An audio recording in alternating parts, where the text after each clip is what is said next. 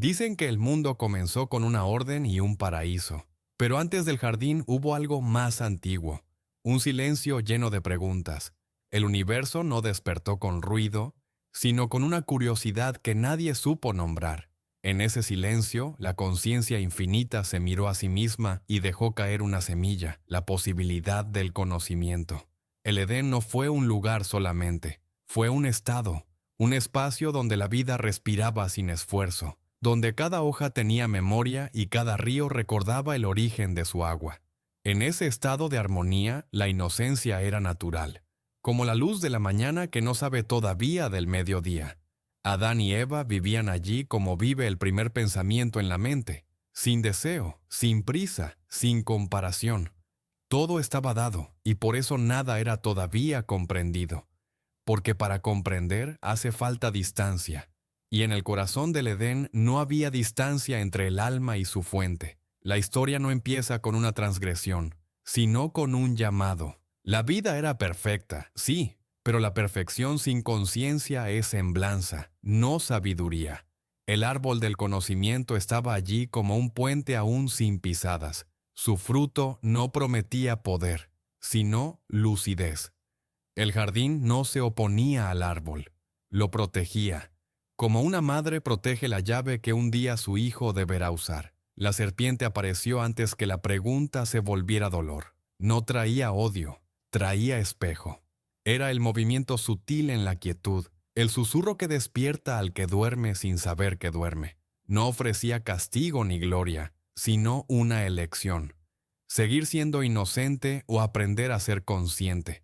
Entre la unidad y el despertar, el mito coloca a un personaje que ha cargado culpas ajenas durante siglos. Pero la serpiente no nació enemiga. Era la voz del aprendizaje hablando el idioma de los símbolos. A veces la verdad adopta formas que asustan a los ojos que no han aprendido a ver. En el principio, la vida no pedía obediencia, pedía escucha. Y el Edén entero parecía contener la misma frase en todas sus hojas: algún día deberás conocerte.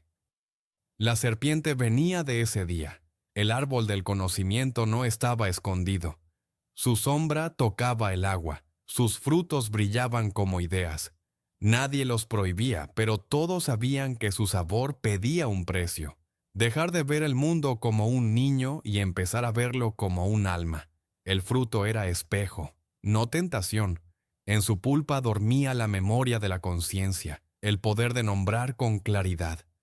No se trataba de romper una regla, sino de abrir una puerta hacia el interior. La serpiente, al acercarse, no quiso arruinar el jardín. Quiso revelar el espejo. Lo que se teme del conocimiento no es la verdad, sino la responsabilidad. Ver es cargar con el acto de elegir. Adán y Eva, hasta entonces, no elegían. Vivían. La vida fluía sin fricción. Pero el amor, para que sea amor y no simple armonía, necesita la libertad de escoger su destino. El árbol ofrecía ese don.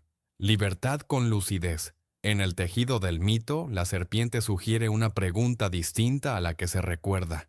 No por qué no obedecer, sino ¿quieren ustedes saber quiénes son? En cada cultura, el símbolo de la serpiente guarda una dualidad. Muerte y renacimiento, veneno y medicina, sombra y sabiduría. Cambia de piel sin morir, recordando que la identidad es una vestidura que puede dejarse atrás. Por eso su palabra era peligrosa, no por maldad, sino porque desata transformaciones.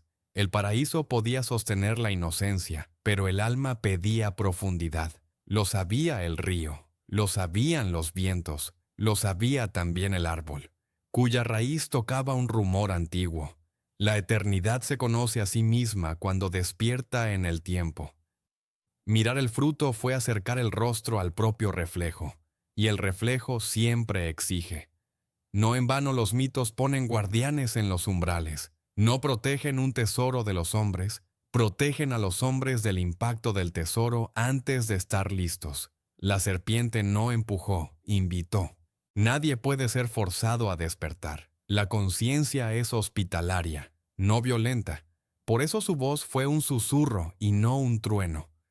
El árbol esperaba desde antes del primer día, como espera una nota dentro del silencio que al fin será música. Cuando el fruto rozó los labios, el mundo no se rompió. Cambió de foco. El jardín siguió siendo jardín, pero los ojos ya no eran los mismos. Conocer no destruye lo real, lo desnuda. El primer bocado no trajo pecado, trajo perspectiva. La piel se sintió piel por primera vez. La mirada se encontró con la mirada del otro y descubrió el misterio de la diferencia. La vergüenza no fue condena divina, fue el descubrimiento de la propia vulnerabilidad. Y la vulnerabilidad, aunque duela, es la puerta por donde entra la compasión. Adán y Eva se vieron humanos, entendieron que podían lastimar y ser lastimados, que la palabra podía sanar o herir, que el silencio podía proteger o apagar. La libertad cayó sobre ellos como lluvia nueva. El despertar tuvo un precio, la pérdida de la inconsciencia. A partir de entonces, caminar sería decidir a cada paso. El mito habla de expulsión, pero el alma sabe de tránsito. No los echaron de un lugar, los llamaron a una etapa. El paraíso no se perdió. Se escondió en el interior para que pudiera ser buscado con verdad. El trabajo, el dolor, el tiempo no fueron castigos, sino herramientas. Nada enseña tanto sobre el amor como su ausencia. Nada revela tanto la luz como el cruce de una noche larga. La serpiente no celebró la caída, guardó silencio. Su tarea terminaba en el umbral. Cada guía verdadero desaparece cuando el viajero aprende a caminar. Desde entonces, la humanidad heredó la inquietud del primer bocado: conocer, nombrar, comprender. La ciencia y la oración, la poesía y la mano que cuida, son memorias de aquel día. Por eso el jardín aún nos llama en los amaneceres, y por eso la tierra duele cuando olvidamos su origen. El despertar no quitó la belleza al mundo, le dio hondura. Antes la flor era flor. Después, la flor podía ser metáfora de todo lo que nace y muere en nosotros. Adán y Eva salieron, sí, pero no hacia el exilio. Salieron hacia el viaje. Durante siglos, el relato se contó con miedo. Se dijo que la desobediencia mereció castigo, que la mujer fue la puerta del mal, que la serpiente representaba al enemigo. Así se olvidó el corazón del símbolo y se permaneció en la superficie del juicio. La culpa, cuando ocupa el centro, cierra las ventanas de la comprensión. Pero los mitos no nacen para encadenar, nacen para recordar. En su capa más profunda, el Edén narra el pasaje de la inocencia a la conciencia. Nada se salva si no aprende a mirarse. La culpa es una sombra útil solo si señala la necesidad de transformar. Más allá de dogmas y escándalos, el relato conserva su medicina. El reconocimiento de que la libertad sin lucidez hiere y de que la lucidez sin amor se vuelve piedra. La serpiente no pide adorarla, pide leer su doble rostro. Si lleva veneno, también lleva antídoto. Si provoca temor, también enseña a soltar la piel vieja. En muchas tradiciones, el conocimiento prohibido es en realidad conocimiento prematuro. El problema no es ver, sino ver sin corazón. Por eso el camino que sigue al bocado exige aprendizaje, del cuidado, de la responsabilidad, de la ternura. La expulsión es imagen, no geografía. Salir significa entrar en el tiempo, someterse al ciclo de siembra y cosecha. Cada acto humano será semilla, cada consecuencia, fruto. Y el retorno al paraíso ya no será por ignorancia, sino por sabiduría. La culpa, entendida con madurez, se transforma en remordimiento que repara, en compasión que abraza, en disciplina que cuida. Cuando se estanca, crea infiernos. Cuando se vuelve conciencia, abre jardines. La serpiente mira desde el borde del relato como un umbral perpetuo. No atravieses si no estás dispuesto a amar lo que conocerás. La humanidad, desde entonces, oscila entre miedo y búsqueda. Pero el mito permanece como una lámpara en el desierto, recordando que conocer no es vencer, sino comprender. Que crecer no es dominar, sino hacerse humilde ante la realidad completa. Se dijo que trabajar sería maldición, que el sudor de la frente era prueba de castigo. Sin embargo, el trabajo es el arte de volver sagrado lo cotidiano. En el jardín, todo estaba dado. Fuera de él, todo podía convertirse en ofrenda. Arar la tierra, levantar una casa, curar una herida, criar a un hijo, enseñar una palabra.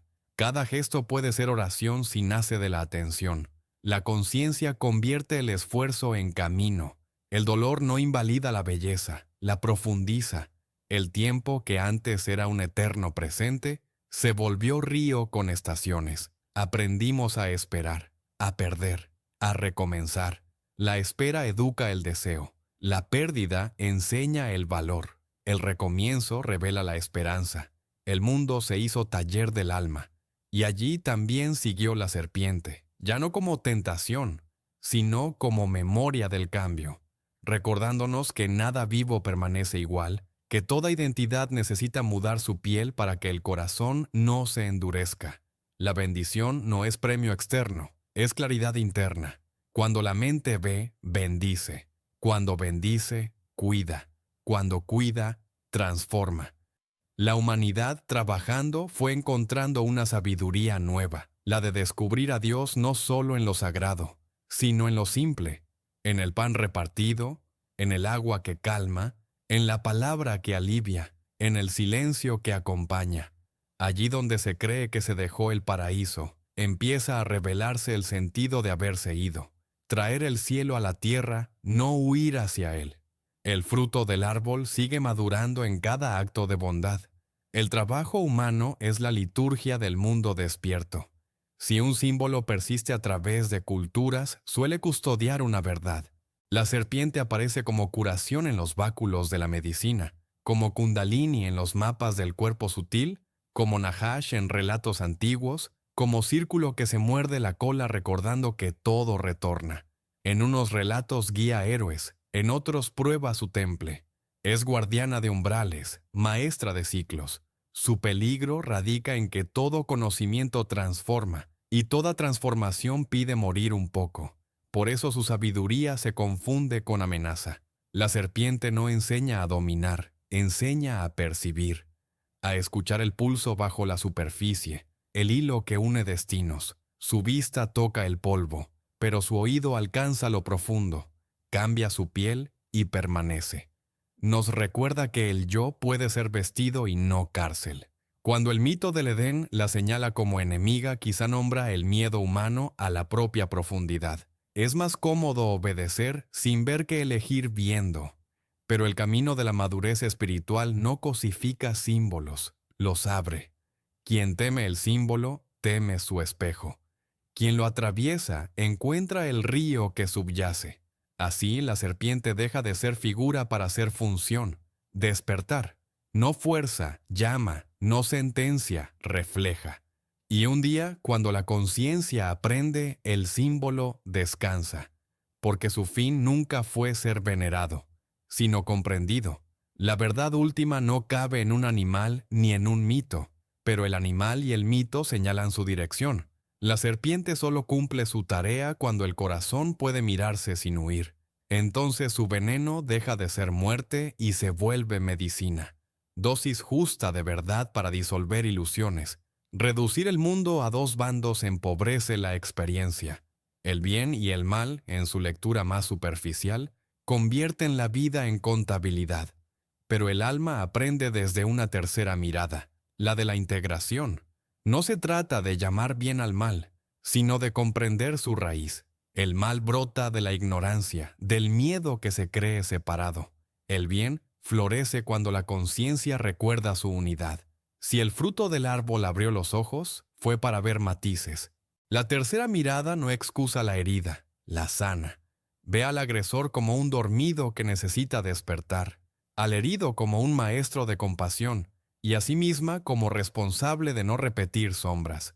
Esta mirada exige madurez. Sin ella, el juicio se vuelve piedra que no deja crecer nada. Con ella, la justicia se hace restaurativa, devuelve dignidad, no solo impone castigo. La serpiente, en este punto, ya no habla. Observa si el corazón aprendió a leer, porque el conocimiento sin amor hiere, y el amor sin conocimiento se ciega. La sabiduría nace de su abrazo. El Edén interior se aproxima cuando esa tercera mirada guía los actos. El mundo aún duele, pero el dolor se hace fértil. Las decisiones no buscan dividir, buscan curar. Y curar es incluir lo que fue negado, devolver lugar a lo que el miedo expulsó. La ropa de piel que Adán y Eva vistieron puede entenderse así. La conciencia viste límites para aprender a amar dentro de ellos. Y un día, cuando el amor madura, los límites dejan de ser muro y se vuelven puente. Muchos imaginan el retorno al paraíso como nostalgia de un lugar perdido, pero el verdadero retorno no exige geografía, exige conciencia. Regresar no es desandar pasos, es descubrir el Edén en medio del camino. La oración se vuelve mirada, el trabajo, rito, la relación, taller del alma. La vergüenza inicial se transforma en modestia luminosa, en respeto por la fragilidad propia y ajena. El árbol del conocimiento, que al comienzo parecía amenaza, ahora ofrece fruto maduro, discernimiento compasivo. La serpiente, símbolo ya integrado, habita en la columna como energía que asciende, no como miedo que aprieta. La respiración se hace puente. Al inspirar, recibo. Al exhalar, devuelvo. El paraíso no se cierra, se vela para ser buscado con amor. Regresar sin volver significa vivir de tal modo que la presencia convierta el mundo en jardín.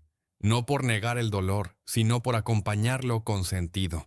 La conciencia aprende a bendecir sin ingenuidad, a proteger sin dureza, a decir no, sin odio. La unidad ya no es fusión que borra diferencias, es concierto donde cada instrumento conserva su timbre. El Edén se reconoce cuando la vida ordinaria sabe a eternidad. Un vaso de agua, una palabra oportuna, un silencio compartido abren puertas invisibles. Allí donde otros ven expulsión, el corazón despierto percibe misión. Llevar la lucidez a los lugares donde antes reinaba el automatismo. El regreso sucede cuando el amor recuerda que es acción, no solo sentimiento. Toda época reescribe sus símbolos para no perder su savia. Releer el Edén no es traicionarlo, es honrarlo. Si el relato se usa para condenar, se seca. Si se usa para despertar, florece. La serpiente deja de cargar culpas colectivas y recupera su papel de umbral. Adán y Eva dejan de ser culpables y vuelven a ser arquetipos del alma, que pasa de lo dado a lo elegido. El jardín deja de ser premio y se revela como origen y destino. La relectura no borra la ética, la profundiza. Saber que el conocimiento transforma no autoriza a herir. Al contrario, obliga a cuidar más. Saber que el símbolo no es enemigo no justifica improvisar con fuego. Cada verdad pide su tiempo. Lo que ayer fue prohibido por fragilidad, hoy puede ser medicina si la comunidad aprende a sostenerlo con madurez. Así, el mito vuelve a ser maestro. Nos recuerda que nacer es caer a la historia para subir en conciencia, que el primer bocado no fue victoria ni derrota, fue promesa, que la expulsión fue la manera de entrar en nosotros mismos, y que el retorno es la maduración del amor que ya no desea la inocencia, sino la lucidez tierna. El mundo necesita esta relectura para no quedarse atrapado en culpas antiguas ni en rebeldías vacías. Entre obediencia ciega y ruptura orgullosa existe el camino del discernimiento amoroso. Ese camino fue, es y será el fruto mejor del árbol. Al final, la serpiente no desaparece. Permanece en el borde del relato, como una sonrisa antigua. No reclama victoria ni pide disculpas. Sabe que su imagen cargó miedos que no eran suyos y que, aún así, la verdad encontró su cauce. Cuando el corazón entiende, los símbolos descansan. El jardín, que parecía atrás, se revela dentro. La humanidad que se creyó condenada, descubre que fue invitada. La piel que al principio se sintió vergüenza, se vuelve templo. El fruto que temíamos se hace pan compartido. Conocimiento que no domina, que sirve. La serpiente sonríe porque el aprendizaje ha ocurrido y porque comprende que su misión fue siempre pedagógica, enseñarnos a mudar de piel sin perder el alma. No hubo enemigo en el principio, hubo un umbral. No hubo derrota, Hubo camino. El bien y el mal siguen existiendo como ríos que buscan su cauce, pero el amor ha aprendido a guiarlos hacia el mar. El Edén no se cerró. Se volvió promesa de cada instante en que elegimos ver con verdad y actuar con ternura. Si un día alguien pregunta por qué el mito puso una serpiente en el centro del jardín, podrás decirle, con calma, para recordarnos que no hay crecimiento sin cambio, que no hay lucidez sin responsabilidad y que no hay amor sin piel que se renueve.